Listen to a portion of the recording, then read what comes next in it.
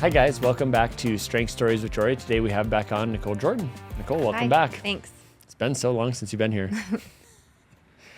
So today we're definitely going to get into more of like fitness, what fitness looks like as a mom, particularly postpartum, and then, well, technically everything's postpartum then as a mom. Sure, yeah.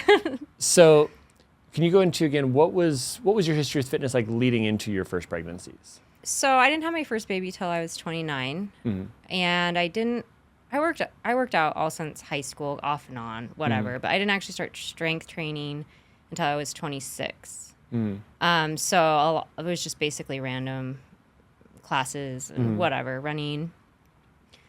So I did that before we got married. It was very like simple, nothing too crazy, at home stuff.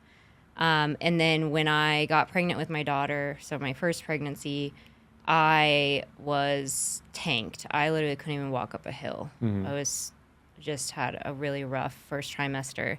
So I really wanted to continue working out because I got pregnant right after we got married. So I had been working out, and I just did nothing. I just didn't do anything my whole pregnancy. And I kind of regret that. That's actually an interesting question. First, there's like, if you had a mom in a similar situation, then what would you do in that situation if someone just really had really poor energy, but still wanted to maintain some level of fitness?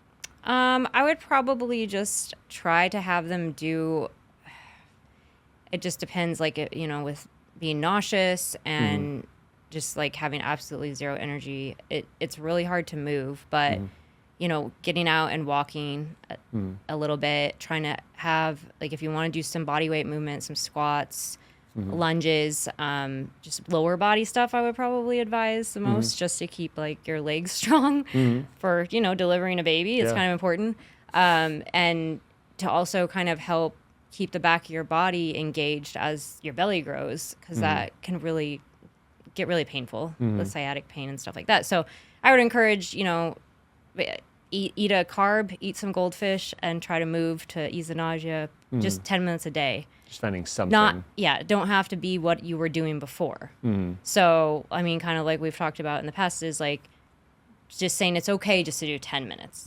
Like, can you do 10 minutes 5 days a week or 4 days a week? That's better than nothing at this point in time. Well, it's like, and even pregnancy or not, what I've talked to people in the past is like, even if we are in a very busy season, anything we do right now makes it easier when you start back up. It's like your goal right now is to not set a personal best. Your goal is so that when you start back up again, when life gets a little less crazy in a few months, for it to just not suck as bad as it did before. Right.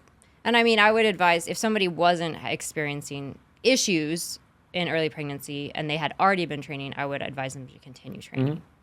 I mean, there really shouldn't be, besides some minor, modifications with not being on the belly and some things like that, they should be able to continue to train. Now, if somebody had not been training at all, I would not have them do that, obviously, when they were found out they were pregnant. But they could still do body weight things and stretching and, that kind of stuff just to keep moving and mentally stay engaged. I think that's really the hardest piece, is just to not feel like you're failing and you're like losing yourself when you get pregnant. So... Yeah, I always think of like training as like, so when I did my pregnancy certification, again, you'd learn a lot of helpful stuff, but it's funny, it almost made pregnancy training simpler because you realize like there's actually not that much you do differently. You're just more responsive to changes. So it's like, like stuff is just more likely to pop up that we're going to maybe make adjustments for. But I actually have like a client right now who's pregnant again. And honestly, it's like, we're not changing that much. Like I might do a little bit less intensity. Maybe, we don't go quite as heavy on something, or we cut a little bit of volume or something like that. But really, it's like, unless she's not responding well to something, I'm not changing that much. It's shockingly small how similar it is. Again, it doesn't mean you just plow through and be an idiot. No. But you don't, like the plan of 10 years ago where it was like, well, okay, they can never lay on their back. They can never do this. And it's like, as long as they're not experiencing symptoms, they can lay on their back. Like, it's fine. We'll be okay. Just not for like long periods of time. But under the supervision of exactly. somebody. It's like, as long as they're responding well, we keep going. So like, I know initially, like I was told like you can only ever do incline bench press for a pregnant woman. It's like some women were going to notice like, okay, we can't do this, but it's like they're responding well. Well, it's not going to be for long periods of time. Exactly. I'm not sitting there for 5 straight minutes. Exactly. So how did your second pregnancy differ from the first? The second pregnancy, I did work out. So I had started moving again at home, and I wanted to feel good before I got pregnant because I got really sick after my first pregnancy. So I wanted to lose a certain amount of weight and get my sleep figured out before I got pregnant again. But I was moving, and so I continued doing workouts at home. Nothing, I probably could have done more, but I didn't gain as much weight. I didn't have as much back pain. I didn't have as much sciatic pain. I had a way better pregnancy. So I learned for my first time that, because after my first pregnancy, after my first trimester, I probably could have gone back, and it just kind of didn't do it. Like, hindsight's 2020. But I really wish I would have, because the recovery was difficult. But after my second pregnancy, staying moving, the last trimester things got pretty slow, but I was still doing stuff, lunges and stuff like that. Like I wanted to be strong because I knew what was coming and I didn't want my legs to be weak and things like that. So I also didn't have as much sickness, so it was easier to stay on top of it. But yeah, it was way better. It went way better, and I kept my nutrition more in check because I gained 60 pounds with my first pregnancy. Granted, I was smaller, and only 20 with my second. And just being able to continue moving and making choices and realizing that, yes, I was eating for a second person, but it wasn't for a whole, Doesn't man. give justification to a whole baseball team. You're like, whatever. But it was, in the recovery was quicker too afterwards. So it was really amazing to see the difference between the two. And even just like postpartum level depression and that kind of stuff with staying moving and weird endorphins make you feel better. Keeping the nutrition in line a little bit more, even though it wasn't perfect. It wasn't perfect. It was better. And so I think that also is something that women need to remember is like, you don't have to be what you were when you weren't pregnant, but you can't just quit. Yeah. Because quitting makes it way worse. And it's like we see this all the time in fitness, is that all or nothing mentality. Yeah. One of the interesting things you said there too is just how much less back pain you had. Because even just normal people, we realize like the back needs to be loaded at a certain point to be strong enough to deal with your daily stresses. And pregnancies, I mean, if anything, more than that, because it's a constant, like that weight is hanging off of you all day. Like we need to have some resiliency built up there. Oh yeah, and you get so uncomfortable and you don't want to move. You just want to sit. You don't even want to sit because that's uncomfortable. Yeah, I would say that it was a way overall better experience. And then recovering and getting hormones realigned afterwards it was better too. Just, yeah. So let's go a little more then into if someone is starting a postpartum plan. Let's say they're coming from just a general, like average fitness background. Okay. What's one of the first things that you're looking at changing for them? As far as or they like just had a baby. You might, or sorry, I should have said, postpartum plan. Let's say they lifted to the majority of their fitness plan. How are you starting following, like once they've been given clearance to start working out again? I would probably just return to the movement patterns they had, but I would probably scale back the weight quite a bit. And they'd probably be irritated with it. And then just build it back up slowly. But, just watching for things like, when you're breastfeeding and you're only a couple months out or 6 weeks or 8 weeks or whatever from delivery, things are looser and your joints and your cartilage are loose and things like that, especially when you're breastfeeding. You have all these things going on with your body that you just need to be extra careful. Because you get like your elevated levels of relaxin and stuff, so your tendons and ligaments tend to be a little more fragile-ish. And it's true. So after I had my second, I was still working out, but then I wanted to keep going, after that 6 week when you're not supposed to. And I kept getting hurt a lot. And it was just like, everything was just, I don't even know how to explain it. It was just like, everything was like, didn't feel as stable, like jellyfish. And so just realizing, that you're going to have to back off for a while. But if you can, and I always tell people, is like, if you can just mentally check that off your list, like it doesn't even matter. Like if it's 1/4 of the weight you were doing before, you are going to feel really good about it. And then you're just recreating that habit. So when you're ready to hit it, you're not starting again. Now we're 9 months out. We've done nothing.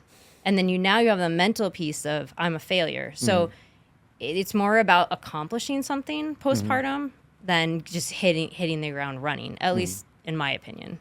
Totally, and it's one of the ones that I look at, again, with those elevated levels of relaxing, again, we know like tendons and ligaments are weaker, so I look at the same way I'm training anyone with tendonitis or any other tendon issue. It's like, we're going to do a lot of tempos. We're going to do a lot of pauses, which is not always exciting, but like you said, it also helps reframe it, because then, if your max was 100 pounds, well, the weight's going to be lower, but it's also a new lift essentially, because we're doing it with tempo now. So it's less of a mind fuck there of like the fact that it is going to be lower. It's like, well, of course it is, because it's tempo. And then you can stop worrying about I have to be at the same weight that I was pre-pregnancy. Yeah. So following then someone who had not lifted at all, then how are you looking for their postpartum voyage into strength training? It's actually fairly common. We would just start like pretty much anyone that was starting. So if you're not having somebody that's trying to return to something and they're starting from scratch, I would just start with a minimal amount. Like you're taking into account a lot of different factors here. Time, is the mom working? Is there child care? Like what, all of these factors. So a lot of it depends on time and where they're working out. But really, I would just start with basic movement patterns, 3 days a week max, 30 minutes. Yeah. Can we get that done? If we can get that done for 4 weeks, okay, maybe we add a little bit. But I mean, we're just looking to get the basics started at first. Well, with really any new client, unless they have a bigger immediate goal. But I would just start them slowly. And the time piece is, for me, the biggest roadblock postpartum, because you're so busy and so tired, and you have the baby that is probably going to need you, or you might get sick, or maybe then the night before you only got 2 hours of sleep. You have all these variables. So it's like, if you can keep that commitment low and build on that, and then also focus on the nutrition, you have a little bit more control over that. One of the other things I should have added probably earlier in this too is like, whenever possible, especially right off post-pregnancy, I try to have them do at least a couple sessions with some sort of pelvic floor PT. Yeah. Obviously, they can look at things that we can't look at and assess things. So in general, like before I'm starting, I'm almost always being like, okay, do at least one session. Maybe they think you only need one. We get rolling. Sure. But it's like, and maybe you need more than that, and that's fine. But they can assess certain things, and they can also just make sure on things like diastasis and make sure their breathing and bracing is correct and stuff. So should cover our bases there and say, like, I always recommend that out the gate, because it's a couple $100, but it's like, at least we know then where we're starting from. Yeah, I like that. That's a great idea, because most of the time it will be a problem. And at least up, 12 months postpartum, everything is a little off. Yeah, exactly. And that's just normal. Yeah, it's just nice to someone that's has more knowledge in certain things like that than we do. Yeah. And also just has more legal backing to be checking things like that we're not going to check. Sure. Like that's not within our scope of practice. Yeah, absolutely. No, I really like that. So once someone's past that initial, say, year of postpartum phase, they're back to a little bit more normalized training, but now they do have the additional limitations on their schedule with having children. How do you reframe what fitness looks like for that person to, again, still be fit while adhering to that schedule? Yeah. So you really want to find a way to have the client detach from their idea of what fitness should look like or what they used to do, because that can be a big roadblock. It's like, well, I go to the gym at this time. It's like, no, you don't do that anymore. Okay, you go to the gym when you can, and maybe your workout gets pushed back a day, and like letting go, just divorcing from that idea that it has to look a certain way, right? So that mindset piece is huge for moms, because and even we can circle over to nutrition, because it's all tied together with this, but and I'll touch back on that. But I would just say, the biggest thing for me was joining a gym, because every time I would try to work out at home, somebody was climbing on me. And it's cute and stuff like that, but you know what? It's really hard, because as a mom, you don't really feel like you should be doing that in the first place. We all have mom guilt. We think we're supposed to be with our kids every second, especially when they're younger, even when they're getting older. And the time you take for yourself is selfish. There's other things that need to be done or whatever. At least that's what we're thinking. I don't think it's selfish, but we're telling that to ourselves, and it's very common. And, the best thing that I did was finally join Granite when my son was 18 months old. It took me that long, and I tried all sorts of different workouts at home, and it never happened, or it happened, it just got interrupted, and it was so frustrating. And they had childcare, and I had never felt guiltier in my entire life. I thought, boy, I'm just, you have this just overwhelming feeling of guilt all the time. And So I put him in the childcare, and I'll never forget, I met this gal at a group fitness class, and she just changed things for me because she had her son in the childcare, and I was like, one day I was like, gosh, I feel so guilty. And she's like, why? Yeah. Why? And I said, oh, well, I just, she's like, they're having fun in there and we're doing what we need to do. And it really helped, like, so, and I had a lot of moms surrounding me, supporting me. And I could even see this demographic of women who had been there for years. Their kids had already been out of the childcare. Now they were off in college or whatever. And I would hear these stories and see how good they looked and how healthy they were and how good they were doing. And realizing they were still present moms. Exactly. And that camaraderie, if I hadn't had that, I think I probably would have never taken that or continued on that step. So, I finding either a coach to help you. If you really want to work out at home, you need some kind of accountability or somebody that cares. Really, we need to be checked in on. If you're working out in a gym, connecting with other people or a group of people that, care if you show up or not and that sort of thing, that care about your health and letting yourself just not be only a mom. And realizing that you're going to be, and it's so cliche, you're going to be a better mom if you take time for yourself. It's so true. You get isolated. It just depends on what you're doing. But if you're working, you're feeling guilty. If you're a working mom and your kid's at daycare, the last thing that you want to do is go pick them up after work and then take them to the gym daycare and then go work out. I totally get it, But like I said in the beginning, divorcing from the idea of, I have to work out Monday, Wednesday, Friday. Yeah. Okay, what if it's Saturday, Sunday, and then a 20-minute workout on Wednesday? Like, it doesn't have to look any certain way. Which goes back to what we talked about in a previous episode about like how nice online training can be. Because if you're yeah. trying to meet with an in-person trainer and you have to be there at 9, there's not always flexibility in their schedule to put you to a different time. Whereas, when you're online, it's like, okay, you have your 3 days. I'm like, some weeks it's Sunday, Monday, Tuesday. The next it's Sunday, Wednesday, Friday. You still got them in. That's the important thing. But letting go of what you think it needs to look like and just doing what you can. Because even if it's not as much as you want to do, it's better than doing nothing at all. So again, getting out of the all or nothing mindset as a mom, it's imperative or you won't succeed. Like you have to just be okay with some things being undone. And also saying no to other things. Like maybe you don't do that play group because we go to the gym. And people may not like that or whatever, but drawing boundaries as a mom and carving out that time for yourself and showing your kids that this is what mom does. Yeah. And pretty soon that's normal. Yeah. And they expect it of you. And then you're showing them that's what you need to do to take care of yourself so that they're not 30 years old and have no idea what to do in their life because they were never shown because mom did it in secret or she never made time for herself. They're watching. They're watching everything we do, everything we put in our mouths, every conversation we have, every time we go to the gym, every time we carve out time to do something healthy or we set a boundary because we're trying to protect something, our health. They're watching. So it's not selfish. And it is easier said, 8 or 11 years down the road, I can see that. But when you're in the midst of just having a new baby, you are so overwhelmed. Which again, I think is why it is so important, like you said, to meet other people who are going through similar things. And realize like, okay, like you said, they're still good moms. They're doing this.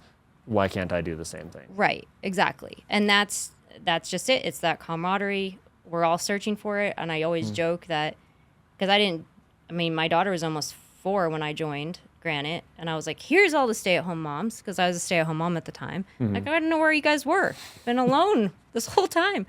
And it's so true. Like, you you need to connect with that. And, some people, it's not necessarily their thing. But the thing about a big gym, like, where we are, is there's something for everyone. And even if you're not strength training, at least get in there and start moving. Yeah. That's what, it doesn't have to be perfect in the beginning. Maybe in a couple years, you'll get a little more dialed in. But give yourself time, be patient, and just do something to get the mindset going. I think people always... Again, like social media gets very like black and white on a lot of things. Again, in general, yes, I believe at some point you need to be doing heavy strength training. But the cool thing is, as a very beginner, yoga is going to get you stronger. A spin class is going to make your legs stronger. Like, you don't need that much right away. And again, I would still bias to saying if you can, do the strength training at the beginning as well. I agree. But initially, yeah. it's like if yoga is all you can do, and not to say, I'm not trying to criticize any of these modalities, but it's like if that's all that works for your schedule, it's still getting you better than you were before. And exactly. Yeah. when you down the road start adding, you're still going to be starting from a better place than you would have started. Right. Or even I have people that just, they want to work out at home and that's fine. Mm-hmm. And all they have is resistance bands and we just work with it. Yeah. And it's okay. There's nothing that's okay to start like that. Maybe we have to add some stuff down the road and you cap out, but you're doing nothing and now you're doing something. So get yourself in the mindset and then amp up intensity when you're ready. And you may not be ready right away, but just do something for yourself. Like I have a lady who I've trained since COVID now, so about 5 years. She literally has a pair of 50-pound or like adjustable dumbbells that go up to 50 pounds, a chin-up bar, and like 2 bands. And we've trained for 5 years with that. Like it doesn't have to be that crazy. And honestly, it's like even less than like, again, most women initially can't do a good push-up. So it's like, we don't need any equipment for you to start doing push-ups. Right. Yeah. It's like, if you're knocking out 10, 20 full push-ups, you're stronger than most women already. It's like, obviously the lower body, a little bit more harder, equipment usually involved. But like, again, we can get really strong lower bodies with just body weight, or like I use like towel isometrics, or there's so many things we can do. There's really not as many limitations as a lot of people want to think, assuming that they can figure out what that starting point is. To me, it's like, if they can figure out the starting point, the rest of it's a lot easier than you think it's going to be. Well, and then again, a coach helps you know that this is enough and I am doing the right thing. So if you do choose to be at home, knowing what you're doing is intentional and not just something random, because you won't do it. Yeah. Well, and especially like the coaching comes in, especially with the postpartum thing of like making sure that you're doing something that's not beyond your capabilities right now, and knowing like what's considered okay and what's like, okay, maybe we need to pull this exercise out for a while and you're not ready for that. Or right. Well, and the other thing I just tell moms to focus on is things that they can control. It's like, so you couldn't make your workouts last week because, little Benny's been sick all week throwing up, and then Charlie got sick, and then now the third kid is sick, and I get it. Okay, you can control your nutrition. So we focus on what can you control. And this was the win this week, and it's not going to be perfect. And as your kids get older, you will have more time for yourself. It will look different, but it's never going to be something that you don't have to demand. You always have to demand it and set the boundary and say, this is my time. And like I said, it's imperative to teach them anyways. It's essential for their health. At the conference I was just at, one of the things they talked about is they showed studies on how the people that have set eating times do better nutritionally than people who don't. And I think you followed in that same thing with the fitness thing of like, again, your schedules are going to change each week. So you can't be like too rigid, but at the same point, if you have an expectation that say Wednesday at 9 o'clock, so I get my workout in, you're so much more likely to get it versus looking at Sunday and be like, well, at some point I'll get in 3 workouts this week. Like you want to have at least some semblance of a plan. We can always deviate from it, but we need that start of a plan. Well, and as humans, we want that. We do. Like we need that. And that's why I believe the online coaching is so effective, because you open up your app, tells you exactly what you need to do. You know what's expected of you. And it sounds really silly, but it's really effective.